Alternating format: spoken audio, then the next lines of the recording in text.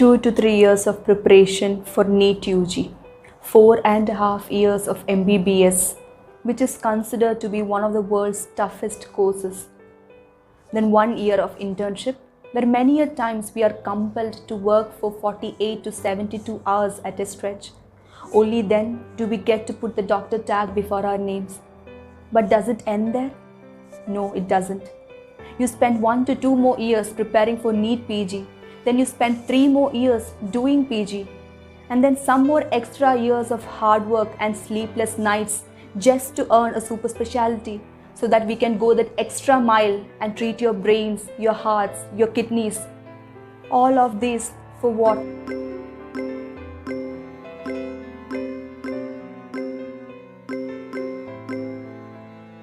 Do we deserve this? Is all these years of hard work really worth it? Sacrificing the golden period of our lives, the 20s and the 30s, sacrificing our entire youth, a time when our peers and friends have already settled in their respective careers and have started earning, while we are still surrounded and consumed by our thick medical books, preparing for our grueling exams and struggling to make a mark. A resident doctor at a coronavirus facility in Assam was mercilessly punched, kicked and pounded with metal trash cans and bricks by the relatives of a COVID patient who had unfortunately died, allegedly due to oxygen shortage. You all might have seen the videos of him getting brutally beaten up. This is not an isolated incident. A few other incidents have also been reported from various parts of Karnataka, from Kerala and also from many other parts of India over the past few days. We healthcare workers are always on the receiving end of these assaults. Why? Is it because we are tirelessly working on the front line, day in and day out, so as to protect our nation from this pandemic? Is it because we are risking our lives day in and day out to protect you and your families, to keep you and your families safe from this pandemic?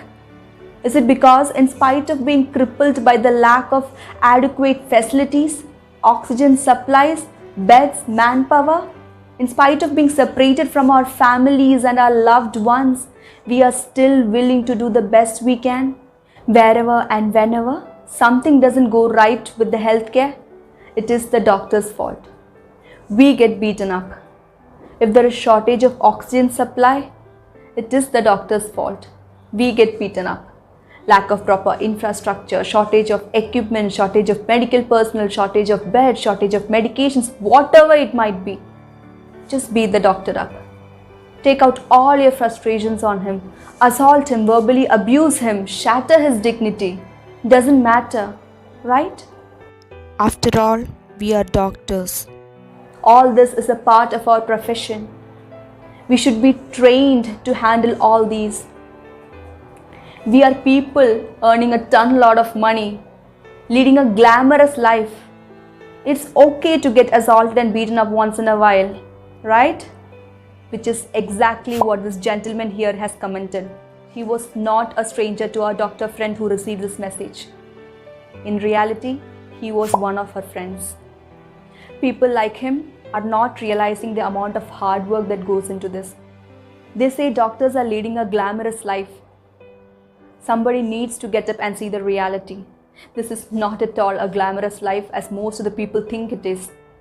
And every time something like this happens, doctors, residents and medical students start posting photos and stories on social media, makes videos like these, puts statuses on WhatsApp, holds protests for a few days, and then what happens? Slowly everything goes back to normal. And we go back to treating patients with the same kind of passion, with the same kind of love and care, with the same kind of fire in our hearts, until another doctor gets beaten up somewhere, until another resident gets trashed and kicked somewhere. And you know what is more saddening? Our friends, the non-medicos who are outside the medical profession, they won't even care to share such things, let alone speak on such a matter, because it is not at all a concern for them. For them, sharing things like the Zomato incident, sharing funny memes is way more important than all this. But at the very first sign of distress, they'll come running to us. They'll ring us up, even if it's 2 a.m. in the morning, asking us all sorts of questions, discussing about all their worries and concerns. But at times like these, they won't be seen anywhere. Please realize that all this is destroying our morale. Just imagine working in a setting with the constant fear of getting assaulted, beaten up, and verbally abused, and that too on a daily basis. And moreover, the realization that not even your friends and relatives will support you or speak for you on this matter.